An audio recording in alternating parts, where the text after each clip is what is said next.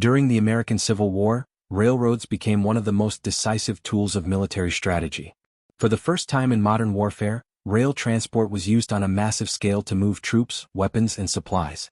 The North's more advanced and extensive railroad network gave the Union a major logistical advantage that contributed directly to its victory. As much as generals and battles decided the outcome of the war, so too did steel rails and locomotives. A new kind of warfare. Before the Civil War, railroads were primarily used for commercial and passenger transport. But the conflict transformed them into critical military assets. Railroads allowed armies to move faster, farther, and with more resources than ever before. They helped overcome the vast distances between battlefronts and supply bases, especially in a country as large as the United States. This was the first war where railroads were not just background infrastructure, they were frontline weapons. Both the Union and the Confederacy quickly recognized that control of the rails could mean the difference between victory and defeat. The Union's rail advantage. At the start of the war, the Union had a clear edge in railroad capacity.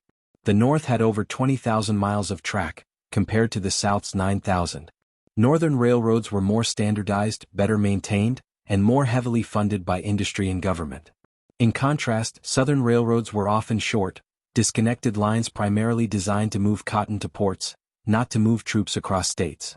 The federal government, under President Abraham Lincoln, moved quickly to centralize and control Northern rail operations. The creation of the United States Military Railroads (USMRR) allowed the Union Army to coordinate and operate the rail network for military purposes. Trained engineers and construction crews traveled with armies, building and repairing track as they advanced. One key example was the use of railroads to rapidly reinforce Union troops during major battles, such as at Chattanooga in 1863. Supplies and reinforcements could be transported in days rather than weeks, often turning the tide of battle. The Confederacy's struggle. The South, meanwhile, struggled to make effective use of its limited rail network. Tracks had different gauges, widths, making it difficult to move trains between lines. There were few replacement parts or locomotives, and as the war dragged on, it became increasingly difficult to maintain the rails under constant strain. The Confederate government lacked the resources and infrastructure to centralize railroad operations effectively. As Union armies advanced, they frequently destroyed Southern tracks, bridges, and stations, crippling the South's ability to move troops and supplies. Attempts to rebuild were hampered by a lack of iron, labor, and industrial capacity. Strategic railroads and key campaigns. Railroads played a critical role in several major campaigns. The Atlanta Campaign, 1864. General William Tecumseh Sherman relied on the Western and Atlantic Railroad to supply his forces as they pushed into Georgia.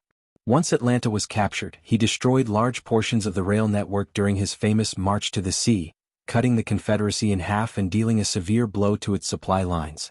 The Battle of Manassas, First Bull Run, 1861. The Confederates achieved an early victory partly by using railroads to rapidly bring reinforcements to the battlefield, one of the first uses of troop transport by rail in military history.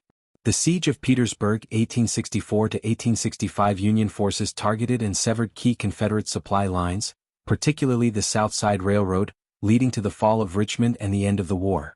Lasting impact. The Civil War revolutionized the use of railroads in warfare and proved their immense strategic value. It showed that logistics could be as important as tactics, and that controlling transportation networks could mean controlling the outcome of a war. After the war, railroads continued to expand rapidly, helping to unify the nation and fuel the growth of the industrial economy. In many ways, the Civil War was the first modern war, and it was the railroad that made it so. The Union's ability to build, protect, and use its rail network effectively gave it a crucial edge that helped win the war and shape the future of the United States.